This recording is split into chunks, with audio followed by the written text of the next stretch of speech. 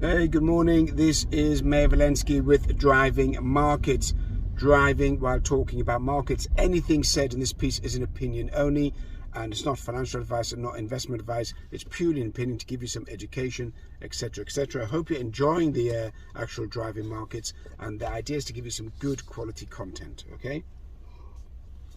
Okay, so let's kick off. So yesterday, let's have a look at what was driving markets yesterday and what will be driving markets today going forward. So yesterday, the big event, as I mentioned at the beginning of the week, was the Jerome Powell speech at the Economic Club in Washington.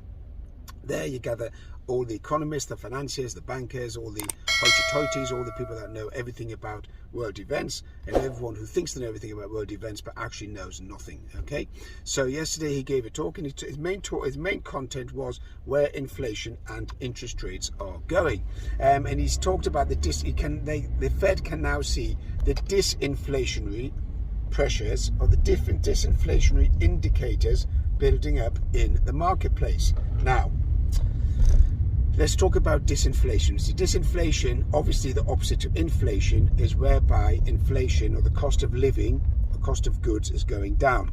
However, the cost of goods is not going down, and the cost of living is not going down. Maybe according to the official statistics, maybe according to how the numbers are manipulated by the Labour Bureau and the Stats Office, etc. But however, in reality, the cost of living is only going up.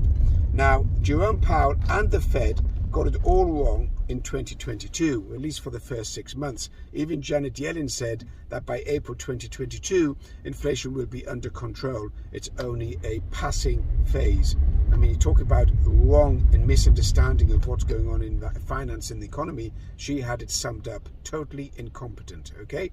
So the Fed is well behind the curve and doesn't know what's going on. In the street, the cost of living is just rising, and that's going to bear through into numbers going forward. So this drop of 0.1% in inflation, or CPI, over the last few months, 2-3 months, is only a blip. I do not believe that inflation, retail inflation, is going down. I think retail inflation by June is going to go up. And I'm asked all the time, but why do you get that? And why do you say this? And why do you do that? Okay, again, we're talking about the inflation measure. The inflation measure is a basket of goods. Okay, now that in itself is already a distorted measure of inflation. But let's say that basket of goods is wide enough in all